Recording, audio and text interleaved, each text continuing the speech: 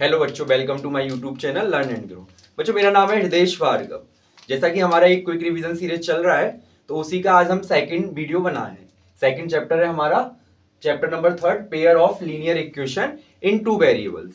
तो बच्चों, इसका एमपी बोर्ड में वेटेज है 7 से 8 मार्क्स का।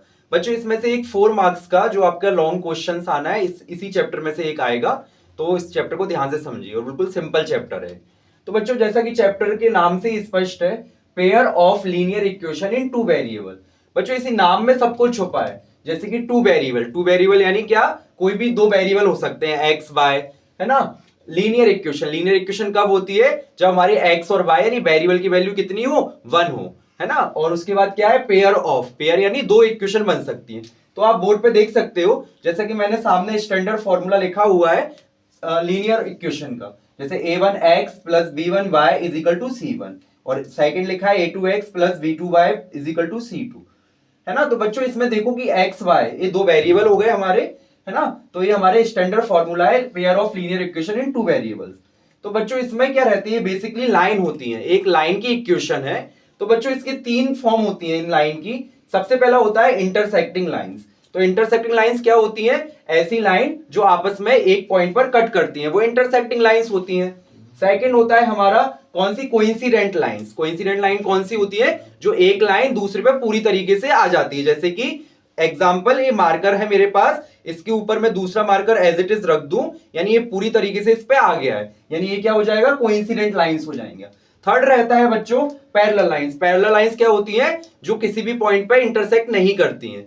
तो बच्चों, जो इंटरसेक्शन है वही हमारा क्या होता है, सॉल्यूशन होता है। मींस यदि हमारा इंटरसेक्टिंग लाइन है, इंटरसेक्टिंग लाइंस पे हमारी दो लाइन एक पॉइंट पे कट रही है, कट हो रही है, तो इसका क्या होगा, ए यूनिक सॉल्यूशन होगा, यानी इसका आंसर एक आएगा, यूनिक सॉल्यूशन।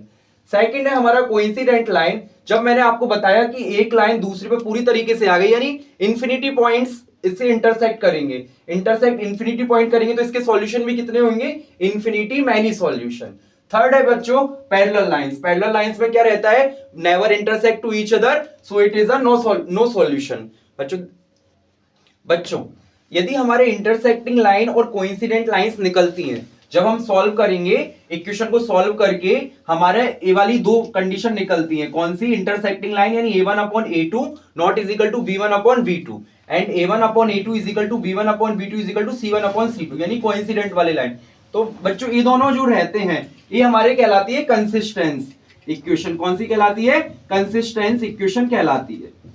और बाकी जो बचा पैरेलल लाइन, ये क्या होगा, इनकंसिस्टेंस होगा, है ना। तो ये भी आपसे कभी कभी पूछ लिया जाता है कि आपको आइडेंटिफाई करना है कि कौन सा इक्वेशन, कौन सा लीनियर इक्वेशन कंसिस्टेंस है और कौन सा लीनियर इक्वेशन इनकंसिस्टेंस है। तो बच्चों, क्या होगा, इंटरसेक्टिंग लाइन और कोइंसिडेंट लाइन जब भी निकलेगा, तो ये दोनों मिलके कंसिस्टेंस होगी और ये इनकंसिस्टेंस होगी। मिलके मतलब इंडिविजुअली इंटरसेक्टिंग निकल आता है, वो भी कंसिस्टेंस हो सकती है, और कोइंसिडेंट निकल आता है, वो भी कंसिस्टेंस हो सकती है। लेकिन जब भी पैरेलल लाइन आएगी, तो वो हमेशा इनकंसिस्टेंस ही होगा, ये ध्यान रखना बच्चों।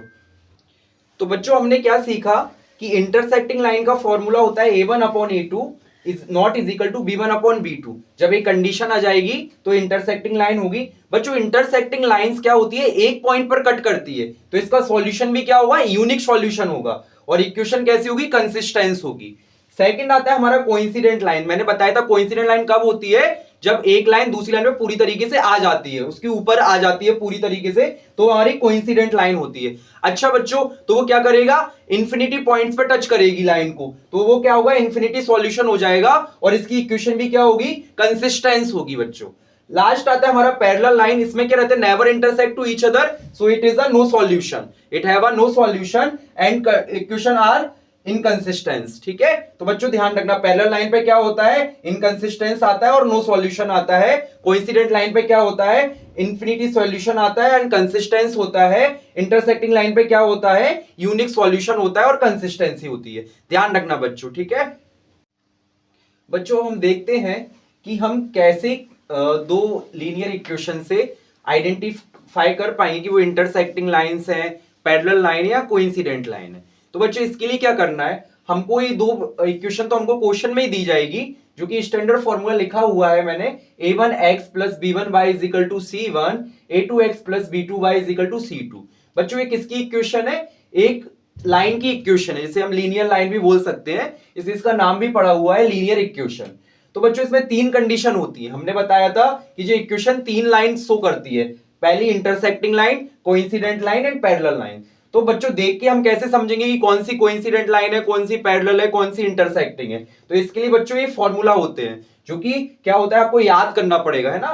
तो इंटरसेक्टिंग लाइन के लिए हमारा क्या फॉर्मूला होता है कि a1/a2 not is equal to b1/b2। Sir a1 a2 क्या है, b1 b2 क्या है? तो बच्चों ये इस इक्वेशन में से दिया गया है, यानी a1x b1y is equal to c1, a2x plus b2y is equal to c2। यानी a1 क्या है, फर्स्ट वाले पार्ट का x का कोफिशिएंट a1 है, सेकंड क्या है, a2 क्या है, सेकंड वाले इक्वेशन का x का कोफिशिएंट a2 है। इसी तरीके से b1 b2 c1 c2 ये रहते हैं। तो बच्चों इंटरसेक्टिंग लाइन के लिए क्या फॉर्मूला है, a1/a2 not is equal to b1/b2।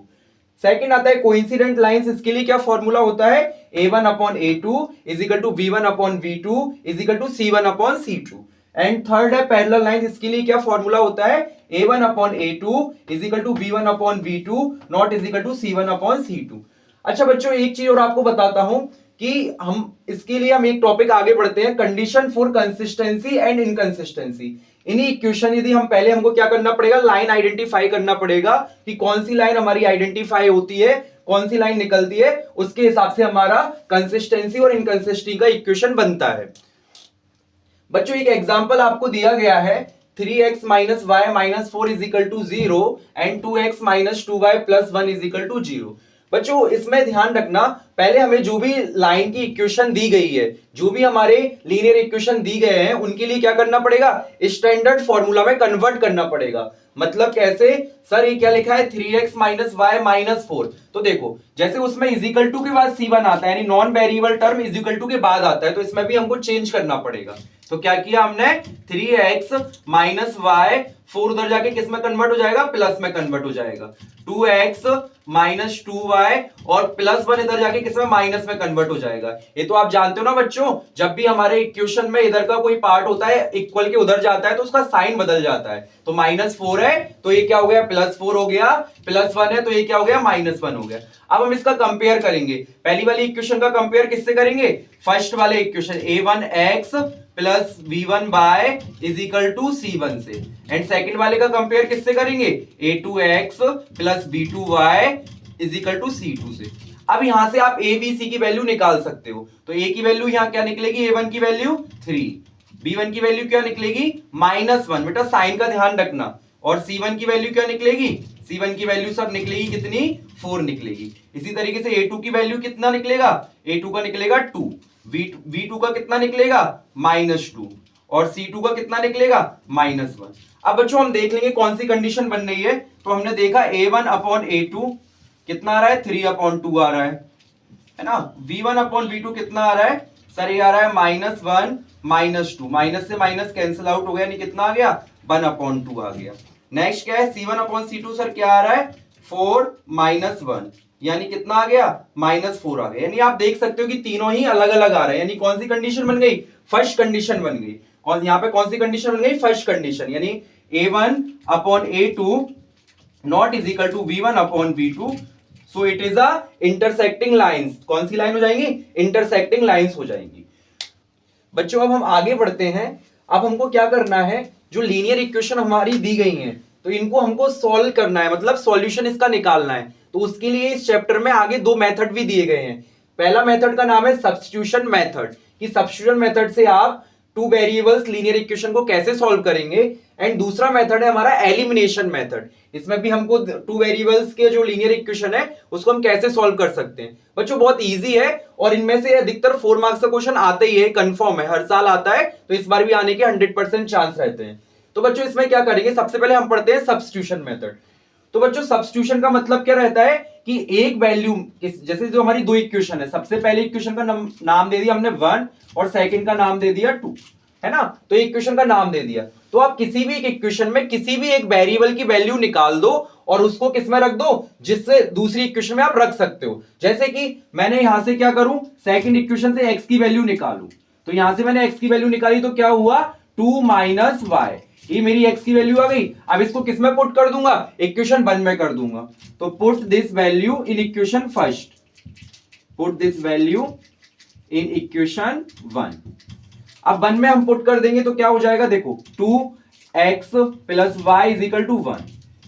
2x की जगह पे हमको क्या रखना है sir, 2 minus y plus y is equal to 1। अब क्या हो जाएगा, 2 2 जा 4 minus 2y plus y is equal to कितना हो गया, 1 हो गया। तो यहां पे क्या हो जाएगा sir, 4 minus y is equal to 1।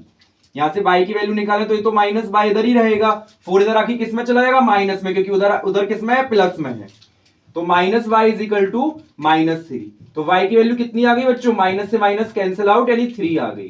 तो y की वैल्यू 3 आ गई। जो वैल्यू आई है उसको आप इक्वेशन सेकंड या फर्स्ट किसी में भी रख दो, जिससे x की वैल्यू आ जाएगी। तो हम इक्वेशन सेकंड में ही रखते हैं। Put the value of y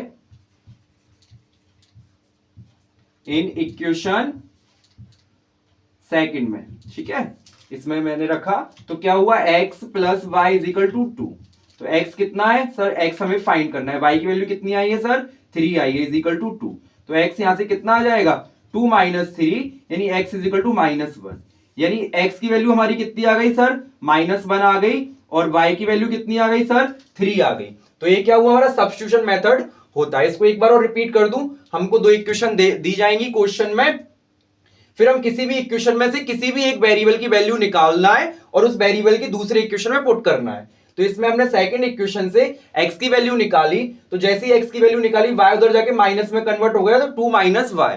अब क्या हो गया, इस इक्वेशन को जो x की वैल्यू आई है इसको हमने किस में रखा है, इक्वेशन नंबर 1 में रख दिया।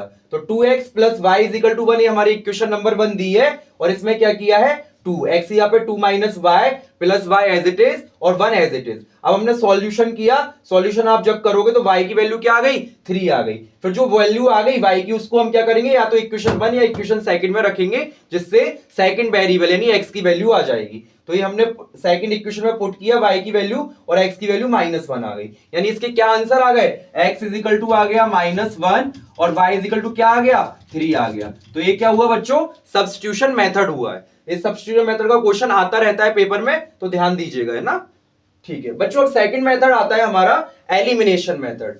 क्या नाम है इसका, एलिमिनेशन। एलिमिनेशन का मतलब क्या है कि एक किसी को, एलिमिनेशन आप जानते हो, किसी को हटा देना, मतलब उसका जो एग्जिस्टेंस है उसी को खत्म कर दे हम। जैसे कि इक्वेशन दिए तो हम क्या करेंगे, इसमें पहले नंबर 1 डालेंगे पहली इक्वेशन को, सेकंड को नंबर 2 डालेंगे, है ना। तो बच्चों अब क्या करेंगे, इसमें से हमको क्या करना है, किसी भी एक वेरिएबल, चाहे वो x की वैल्यू, दोनों x को देखना है या y को देखना है, किसी भी एक वेरिएबल को इक्वल बना देना है।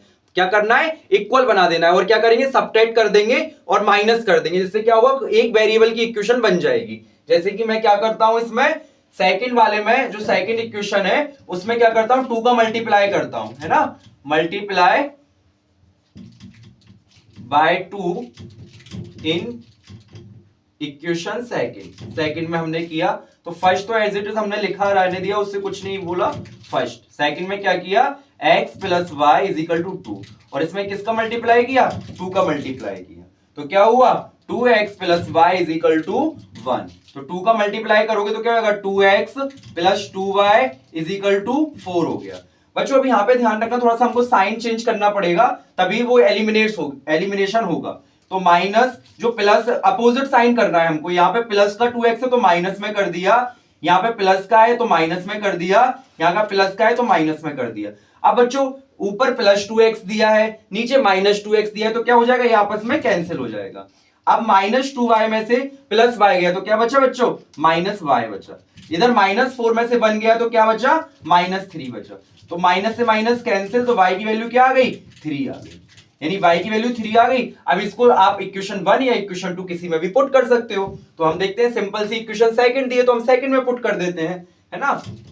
Put the value of y, put the value of y in equation second, ठीक है। तो सेकंड इक्वेशन को हमने लिख लिया, x plus y is equal to 2। x की वैल्यू हमें फाइंड करना है, y की हमने 3 रख दी, इज इक्वल टू 2।